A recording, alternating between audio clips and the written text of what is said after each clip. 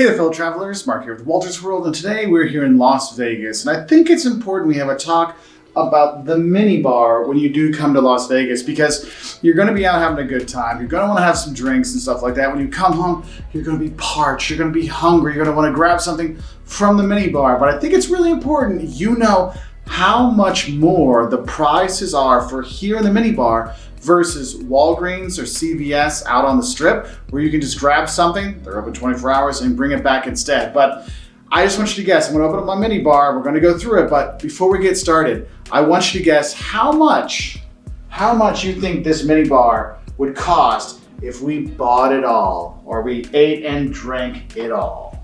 So this Minibar here, all the good stuff. You got the alcohol, small, medium, drinks, sodas, beers. You have a little sexy time stuff here, some snacks, all kinds of stuff. And I'm not trying to point out this hotel. This is very common at all Minibars around the world. I just want to give you a heads up here in Vegas. So, you know, when you have your little starter kit, like, oh, let's get the day started. We'll have a little one, maybe make a little Bloody Mary in the room or something like that. Well, these little ones, man, they're gonna set you back. The vodka's $18 a pop. Not this vodka, that vodka, okay? The rum here, little Bacardis, those are 16 each.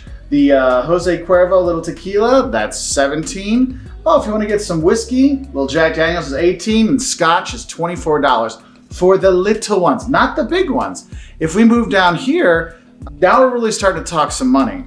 So this Grey Goose vodka here, this is a 375, okay, 375 mils bottle. That is $80. If you go to Walgreens on the strip, it's only 18. So 80 to 18. So we're talking over 4 times the price for that bottle of vodka. For the little champagne bottle, it's $65. You can get the equivalent kind of bottle of champagne at Walgreens. Starting from about $10, you can get something. Now we get to the wine. So the red wine is $60 for this smaller bottle. This is not a full-size bottle of wine.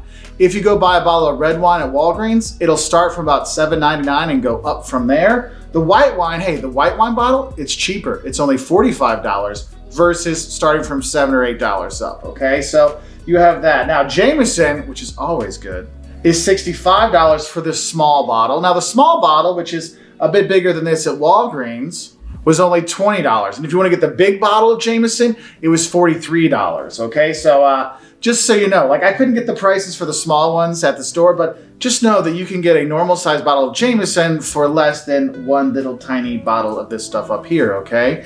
Now, moving on, and the thing is the alcohol price differences aren't that bad compared to other things, okay? The worst thing that I found is actually the big bottle of water, which I don't know if you can see this. This one, I got this one at 7-Eleven for $2.15. Up there, those big bottles of water they have for you, and remember, they're not free. So those two up there, I know, this one's 1.5 liters, and so it was $2 at 7-Eleven off the strip. Those up there, $22 for 1 liter. Those same ones, when I went to the store, they were $2.50 at Walgreens. Okay, so 10 times the price for water. These are only, 3 or 4 times the price, 10 times the price. So water, definitely buy your water and bring it in. Or if you don't want to spend money on the water, you can always, drink from the tap. There is that option. The water is fine to drink here. Also, you'll notice I'm not touching anything in the Minibar, because if you rearrange anything, or if you have to put medicine in there, you can get charged a fee for rearranging things, okay? So if you're in Vegas and you have medicine that needs to be chilled, you can ask them for a refrigerator for your medicine and they'll bring you something up. So that's kind of cool. So you have that. Now we're gonna get into kind of the really tough things. Like if you've got kids, you need to be careful, because these candies and these nuts, this is where you're gonna get nailed, okay? Actually, the nuts aren't that bad.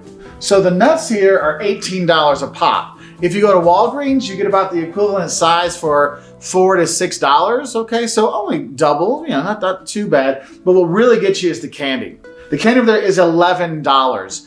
If you go to Walgreens and get the Walgreens brand of those, it's 99 cents.